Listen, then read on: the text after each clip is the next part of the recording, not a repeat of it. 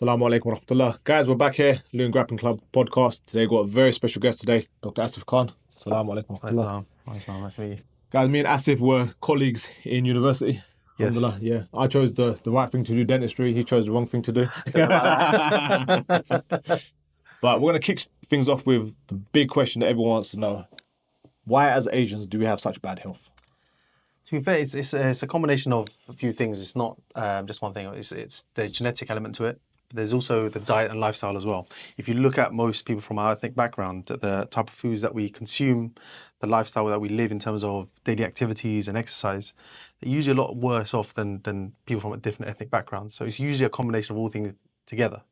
And the other things that we do, generally speaking, we get so engulfed in work and staying busy that we kind of stop, looking after ourselves, doing the core fundamentals, like keeping an eye on our exercise, keeping an eye on our annual sort of surveillance of our blood tests, health, looking after our medication. And all these things combined together is what normally leads to the downfall of our health. So usually by the time we're sort of in our late 30s or 40s, our health has just started to deteriorate. Yeah. As in, we go obviously diet-wise. Do you think our diet as Asians has always been that bad? Like if we look at through history, because we weren't, if you look at history in India and things, we weren't never that bad. No. I mean, you got to look at the sort of the activities, right? When in those countries, people lived a more of a sort of busier lifestyle, were more active, so that the food that they consume probably suited that lifestyle.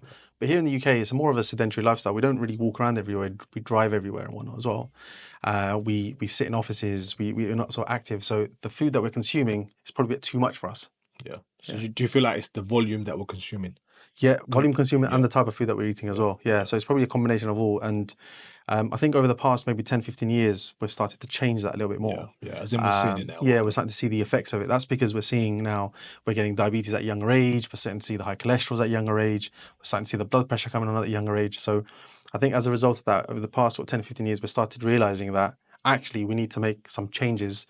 We need to try and, improve our health, keep a close eye on our health as well. When you mention genetics, is it like we're genetically going to get diabetes or we're just more prone to get it? Does that make sense? I'll say it's more prone. We're more prone to get it because, even if you are more at risk of getting it, doesn't mean that you will definitely get it, right? So if you do make the certain adjustments to your lifestyle and watch what your weight is, watch what you're putting into your mouth, you can either completely delay the onset of it or completely sort of reduce the risk of actually getting any of these things. Sometimes I feel like we're, I'm not sure it's the right way to look at it, but where we don't have alcohol, we don't go out drinking, right? Yeah, well, I don't anyway. Yeah. But where we don't go out drinking and we don't have alcohol as part of our lifestyle, food just becomes this big part of our life. Yeah. Does that make sense? We focus so heavily on it. Yeah. Like my family, sometimes we're talking about what we're making on Eid, like a month before. Yeah. It becomes such a big thing. It is, and if you look at the way we socialize, we tend to meet up around dinner. We tend to meet up around a barbecue or a big meal, and I think that does have a part to play in it. But it doesn't necessarily always have to be a bad thing. You have to choose what you eat. You don't necessarily always have to order the biggest biryani or things like that. So you can just be a bit more careful with what you eat and try to do some portion control, reduce the amount of sort of bad carbs or the fatty foods that you're sort of consuming or something. Yeah. Well, obviously, we just finished Ramadan. Maybe I think it's been about almost 2 months now. What are the common mistakes in terms of diet do as Muslims we make, especially the Asian community, when it comes to Ramadan? Then what are the foods that we should be focusing on? Compared to what? So if you look at to start off with let's talk about the sahur aspect. From there alone, a lot of people will tend to just eat as much as they can, as fast as they can, and I don't think it's about that. It's about trying to eat sort of the healthier options, even for sahur as well, because most of us can cope with eating small quantities of food. Eating healthier products like dates and the fruits. We need to consume those. And when you open your fast, you don't necessarily, because you're so hungry, and sometimes we let our brains speak for itself. You see. And what we do is we tend to just say, let me have samosas and pakoras and these sort of things. But really what you got to do is you got to look at the healthier options. Oh, but that's the good stuff, bro. It is the good stuff. and it's not to say you can never have them, but it's got to be under some control. So even if you just have them, I'm not saying never have them at all, once a week or something like that, it's okay. But to do it every day and to fill yourself until you cannot move is the problem. That's dangerous. Yeah. We found, obviously, where we train during Ramadan, we found that having a small meal is so much more beneficial. 100%. And I'll be honest with you, even, so you have a small, like maybe some fruit, some dates, some water, then you train, then you pray tarawih. Yeah. Then after, you're not really that hungry after.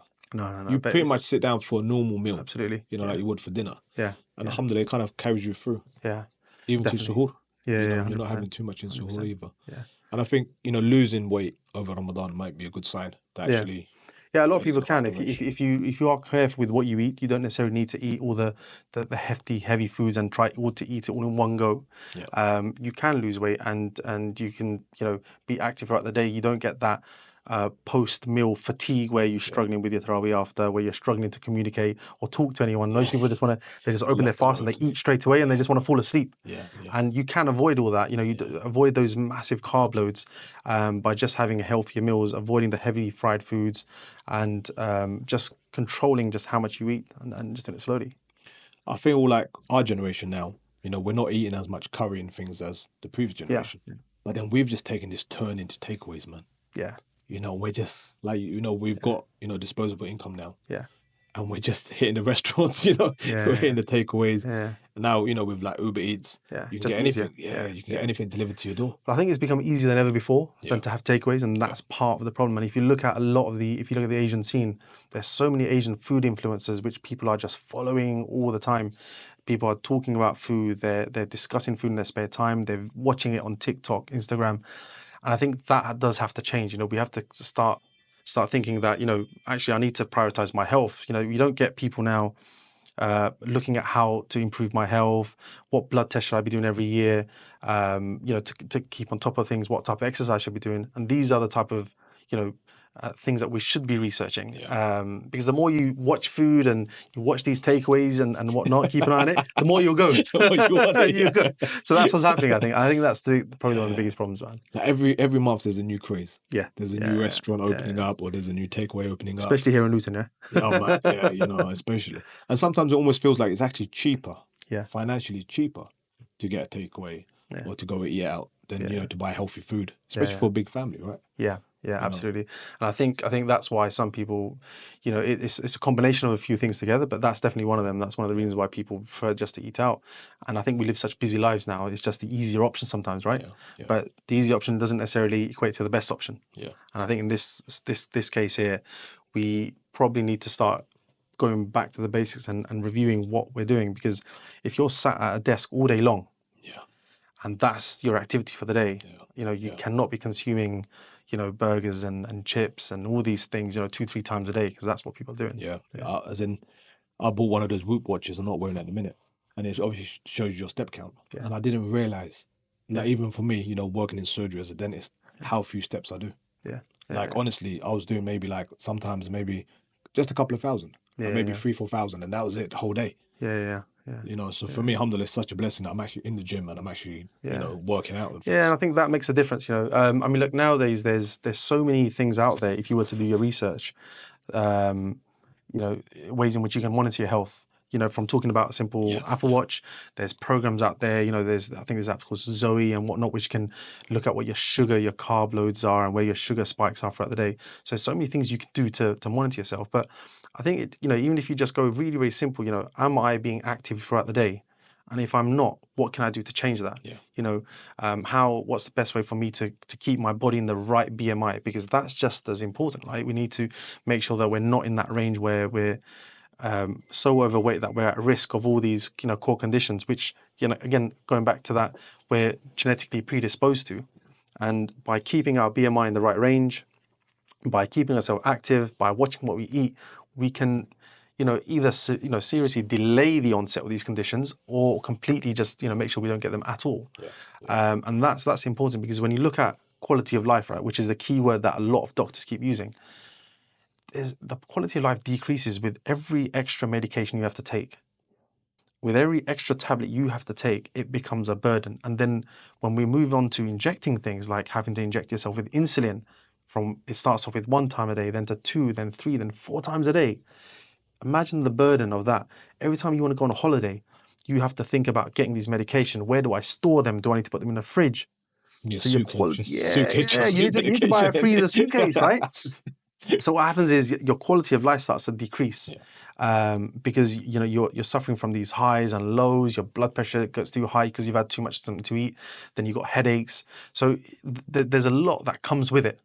But if you can prevent these conditions and these diseases coming on in the first place, you have a better quality of life. I'm not even talking about extended the length of your life. I'm talking about the quality of life can increase significantly by just watching your health. Yes, the length of life also helps as well, because if you have these conditions, they predispose you to having strokes, heart attacks, right? Suffering from things like heart angina, heart failure, kidney disease. So all these things are increased by predisposing yourself to these conditions and then contributing to it due to a poor and unhealthy lifestyle. In terms of you were talking about BMI, Yeah. if I'm in the right BMI, is it okay then for me not to exercise? No. And what role does exercise play in staying healthy? So exercise has a key role to play regardless of your BMI. Okay. So even if you are in a normal BMI range, you still should be doing regular exercise. Okay. So that's why you see some people who will have a normal BMI, which basically is the height and weight and looking at the parameters of what your weight should be compared to your height. Some people have a normal BMI, but they may have heart attacks. They could have high blood pressure. They could have diabetes, because sometimes there's a genetic element to that as well, right? So it doesn't mean that you should stop exercising, but you should definitely, try to maintain an exercise regardless of your BMI, because that will always keep you in good health. It will always help you with blood pressure. It'll always help with your, diabetes. If you have that, it'll always help you with your cholesterol. So these things will always be in a better range. Earlier you were saying about how some individuals get to their maybe mid-30s or late 30s, and then they start looking at things and say, hang on a second, things are looking bad right now. Yeah. How is that avoidable? And at what age should someone start saying, actually, let me start living a little bit more of a healthier lifestyle? Because when I was 20, I felt like I could do anything. You can do anything. Now I'm almost 37. And I know it sounds horrible, but you can start feeling yourself slow down. I mean, if you compare yourself to when you were 18 years old and you did a workout session, right? You could 20 minutes later go for another jog or whatever, and your muscle recovery, the speed of recovery, it's insane. Yeah. And you feel like nothing can stop you. Unfortunately, once you get to your 30s onwards, all right, and with every exercise, with every session, you can feel the recovery just takes that little bit longer. Yeah. The muscles ache that little bit more. The joints hurt that little bit more. So I would say, once you get to around about that age where you start to feel it, it's more important that you focus on a few things. So number one, I always say it's monitoring your health. Okay. So whether that includes looking at your BMI, which is your weight compared to your height, making sure that your blood tests are all okay. So staying on top of your things like your B12s, your vitamin levels, making sure that you're anemic, make sure your thyroid is okay, and doing that almost every year, I would say, from that age onwards. Then focusing on recovery. So we've got, we were talking early on, away from here, talking about different types of recovery, and you've got to start focusing on the things, because if you don't want to get injuries and if you want to recover faster, so you can push yourself better, you need to focus on optimum recovery, whether that's from eating right, sleeping right, getting the right rest in, not training too hard as well, make sure you get the rest in between sessions. That all becomes more important once you hit your 30s. Obviously, it's important in your younger years as well. But as we get older, the recovery part of it is probably as important as the training part of it. Yeah. It becomes part of your training. Yeah, right? and that's something you probably notice yourself, right, from training. So absolutely, and it's by doing, by making sure that your health is in good nick, by observing your weight and whatnot, and then checking what your bloods are annually, you'll always keep yourself in a giving yourself a better chance necessarily to push yourself to your limits. How important is it then for athletes who are training, who are, they want to compete or they want to do whatever it is, whether it's jiu-jitsu or boxing, how important is it that they know their bloods and they have their bloods checked? Yeah, so we look after quite a lot of athletes in our clinic at the moment, and they come to us quite regularly. Now, sometimes it's the licenses that they fight under, the boards, which determine that they need to have annual bloods. Some want a bit more than that, but I would say at least a minimum of at least once a year, which, if you're living a clean lifestyle, once a year usually is enough for us to say, actually looks okay. Obviously, if we pick things up, then it usually requires a bit more closer monitoring. If there's any issues with the kidneys or the liver or so, then we will do closer monitoring at all. But if everything's in good nick, once a year usually is absolutely fine. And unless you develop any new symptoms, or as I mentioned, anything that's picked up in the blood test, then normally we would make a sort of a plan as to how to look after your health, how we should see you again, how often we should see you, and what medications or over-the-counter vitamins you should be taking to maintain and get yourself that peak health. We're starting to see, like, in especially men's health, we're starting to see a decline in testosterone. Correct. Yeah. So, as men, we're kind of losing testosterone earlier. Yeah. What do you feel like is the main cause for that? Low testosterone, there's various factors that can influence that. Okay, one of those is the overall unhealthy lifestyle. One of the things that you can do, to help improve your lifestyle, if you speak to any endocrinologist or a GP, one of the first things they will say is get that activity levels back up again. Yeah. Right. Go to the gym, start doing your cardiovascular and exercise and whatnot. That alone will help bring your testosterone levels up as well. Kickstart it again. Absolutely. And the problem is, if you look at most people, they're not doing that. Yeah. They don't do that. We get stuck into this 9 to 5 lifestyle where we go to work, come back home, and then we're sat at home from 5 till 9, then we go to sleep. Yeah. Right? We watch a movie and then we go to sleep. And that tends to be the problem. But if we can break that and start bringing the exercise back into it, because remember, we don't live that active lifestyle 100 years ago like they used to. You used to have to work a lot harder for your day-to-day earnings, right? And because that doesn't exist, the testosterone levels will go down. Plus the foods that we eat. Yeah. And on average, look at the BMI as well. That's all gone up as well. So when you add all these things in combination together, blood pressure's increased, diabetes have increased. All these things lead to that. We do close monitoring of some of our patients because we do tend to do testosterone testing for our patients. And obviously in a safe manner, it can be administered and given with the support and advice of an endocrinologist. But we do that at our clinic as well. And we are finding more and more people, close to their 40s, are suffering from low testosterone. Yeah. And it's probably higher than, ever before. Yeah. Yeah. As in, obviously, as athletes, that's something that we're always concerned about. Yeah. Because obviously you want to be in peak performance, Absolutely. especially if you're fighting and you're competing. So that's something that we monitor closely. We're just going back to exercise. I just had this thought where you're talking about cardiovascular exercise, right? If somebody's just lifting weights, is that enough? Or would you say, no, you still need that element of, cardio where your heart is pushed? Yeah. So look, they have different objectives. I'm not saying weightlifting is not important. It's really, really important. Yeah. It does help with the boost of the testosterone as well, and it does have a role to play. But there has to be a combination because everything's in balance, right? Everything's about getting the right balance in, and in the exercise needs to be a combination of cardiovascular as well as weights, because building your strength and your muscle tone is just as important. Yeah. When people are going through a weight loss journey and they go on a calorie deficit diet, especially with some of the medications that are available now as well to help support people with that as well. But if you look at one of the problems that they all suffer from, it's low muscle tone. Yeah. They will do their cardiovascular exercise. They'll go into the calorie deficit diet.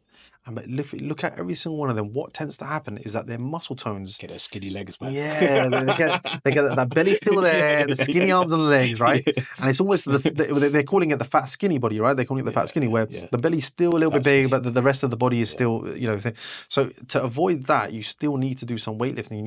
You still need to push some of that just to keep the muscle tone there as well. That's that Nate Diaz physique. Oh, 100%, exactly, yeah. So the cardio is there. Yeah, the cardio is there. I don't know if the power's there, you see. I want to say that to his face, let me tell you. I'd avoid it too as well. But he punch us in the face. I want to say that to his face, man. Yeah. But you've, so you obviously were ringside doctor at some point as well. Yeah. Are you still doing that? Yeah, so I don't do it as much anymore, but I used to do a lot of work ringside, sort of, in some of the amateur boxing and the semi-pro boxing. Did a lot of work there, and again, it was working with the athletes, working with boxers, making sure that they were in good nick before and after competition. And it all came down to how much they looked after themselves outside of their competition. Yeah. Everyone it's almost like the problem that some people get into the mindset of is everything is about that competition. But actually, when you speak to the athlete, the hard work is not done there.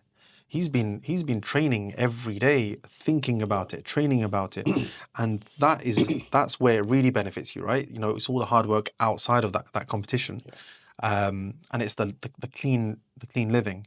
eating the healthier foods, avoiding these takeaways that, again, not saying never eat them, never eat out at all, but going from eating out every day and eating the unhealthy foods every day, we need to go back to, having the more simpler foods, which are a lot better for you.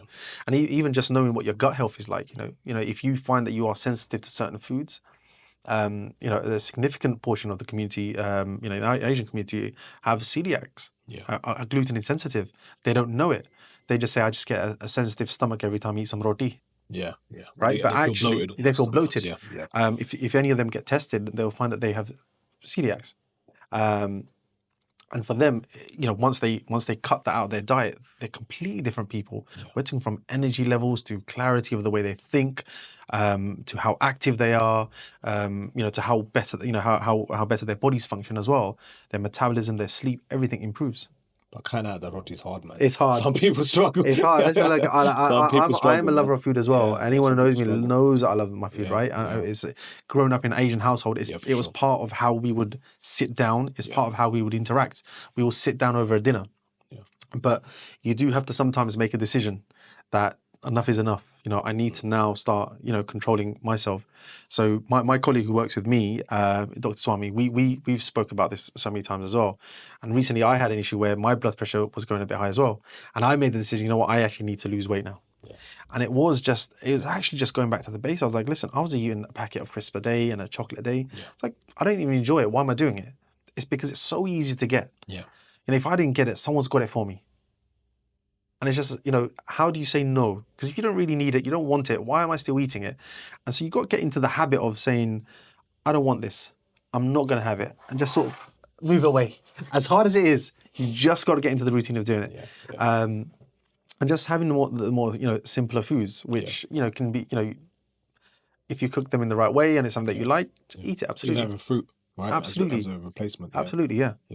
But they were saying, obviously, you're talking about crisps and chocolates and stuff, but they were saying how addictive sugar actually is. That we don't realize. That we're all pretty much addicted to sugar. And the more we have it, the more our bodies want it almost. I mean, the best example of that is probably Coca-Cola, right? The colas that the people are drinking nowadays. I mean, you see how much sugar is in a full-fat Coke of any sort, whichever brand you're using. They've all got so much sugar in them. And I can't even remember, there was a video of someone just showing how much sugar is in each can. Once you see the amount of spoons in each can, it just takes you by surprise. You're like, wow, what am I doing to myself? It is a lot. If I'm not going to get diabetes, naturally, this is going to give it to me, right? So you're going to get it at some stage. You're going to get it at some, if you keep living that lifestyle. And I think for a lot of us, we have to make this realization that actually we need to start looking after ourselves. And that is a lifestyle. You can't just say, I'm going to fix one part of my life and that's going to fix everything.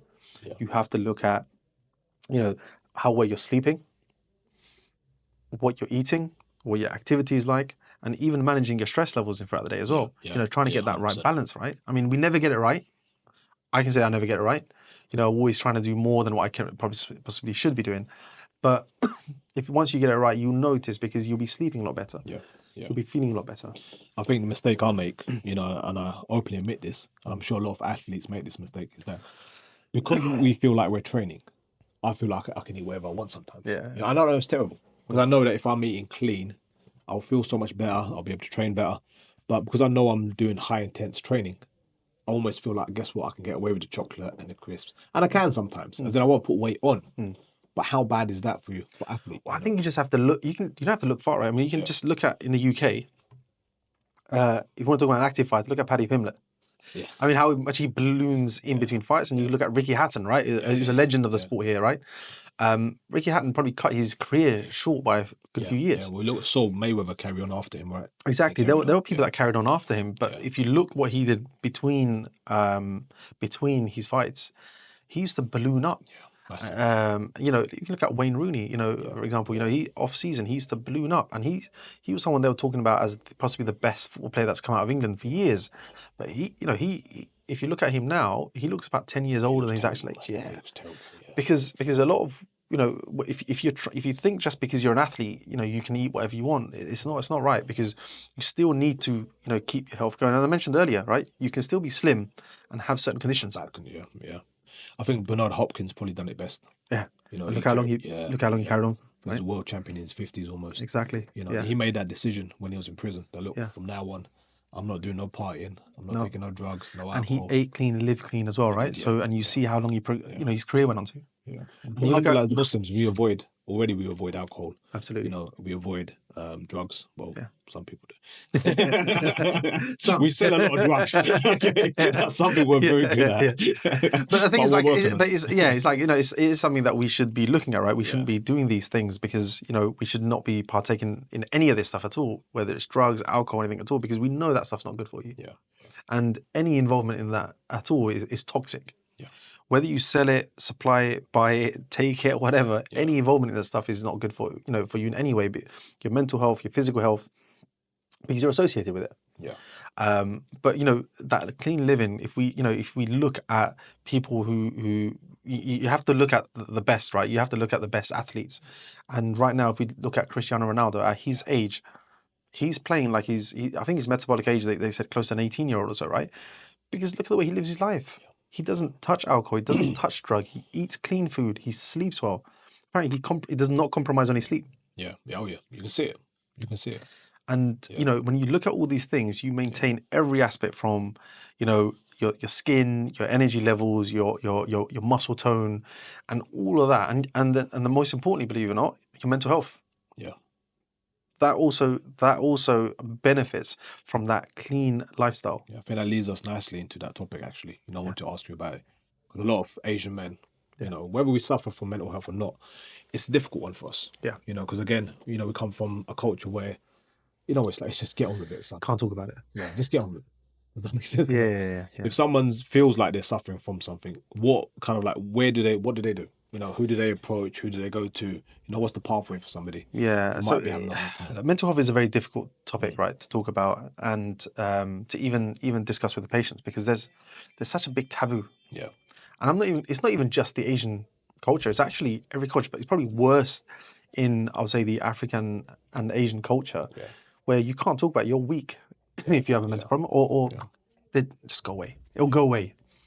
And if you look at some of the worst cases, even in the Luton, Bedfordshire area, the families have been trying to manage the mental health problems themselves. And they're not being, because they don't want the relatives to know. They don't want the family to know. They don't want the community to know. And by doing that, they've been their own child's or their own brother's, sister's worst enemy by not allowing it to sort of go anywhere. You know, so realistically, like, if you've got any concerns regards to your mental health, you need to speak to someone that you can trust. It doesn't always have to be a family member. Yeah. But, you know, at our clinic, we get a lot of patients that come to us. They trust us. They get to know us and they come and speak to us. And, you know, sometimes the medication is the management. Sometimes it's not. Sometimes it's counseling, it's therapy. And believe it or not, sometimes even just telling us. Yeah. Just speaking to someone and saying, I feel like this helps. Massively. Yeah. Helps them big time. And, you know, the outlets for anxiety, for stress, you know, we can guide them because sometimes it is keeping yourself busy, occupied, and then talking about it as well. Yeah. So, you know, I'm sure you must know people that come to your gym. Oh, yeah. That are dealing with so much anger issues and anxiety. But as soon as they step into that gym, it's gone. Yeah. Right? They're completely different people. Because for a period of time, they feel like they can be themselves. They've got control over something, and that's their physical health. For that 1 hour they're with you guys, they're feeling control. Yeah. And a lot of anxiety and a lot of low mood is because people are struggling to have control over themselves. They're not in control of the situation. And with nowadays, with social media, with what the children are exposed to, with what we term, success. Yeah. There's more pressure on our children and the next generation more than ever. I mean, I remember growing up and the pressure that we had to study and whatnot. And let's even just talk about competitions for university. Yeah. What they were then and what they are now. Yeah. You know, what do you have to do? You know, is straight A enough to get into a good university anymore? No, it's not. You have to have a CV which is as long as, you know, any list. Yeah. And you're only 17 by the time you're applying. Yeah. So this just goes to show you that the pressures are increasing. And if you are someone who's struggling with some mental health, and it doesn't matter which age, gender, ethnic background, or religion that you're from, everyone is prone or susceptible to mental health. You know, speak to someone that you trust. get some genuine guidance from them. And if you are still stuck, you can always speak to one of a doctor, your GP, or like a clinic like ours, where we guide people. We guide people on what to do and how to deal with it. Yeah, I think it's difficult. Yeah. I said, even myself, like I don't think I can imagine talking to either my dad or my brothers about something I'm going through. Like you said, it's the whole manly thing. We feel like, no, I'm too manly to show emotion. Yeah. But then we all go crying to my mum. Yeah, and for a lot of us, it's having that comfort zone, right? It's having someone that we can trust, and I'll say you're blessed if you have that person in your life. Yeah, okay, and you only have to have one person that you can speak to. Yeah, you only have to have one person that you can share your emotions or what you're feeling with at the time. But a lot of people don't have that. Yeah. There are a lot of people that don't have that support network around them. And it's those people that really need the help. And unfortunately, they go under the radar because there's no one to act as an advocate for them. Yeah. To say, you need some help, man. Go speak to someone or come and talk to me. Do this. This is something that's going to help you. Part of recovery, believe it or not, from some, mental health concerns or issues that people may have, exercise is one of them. If you look at some of the community sessions that are arranged, they might be things like doing group art or doing exercise or these runs in the parks that some people join as well. Yeah.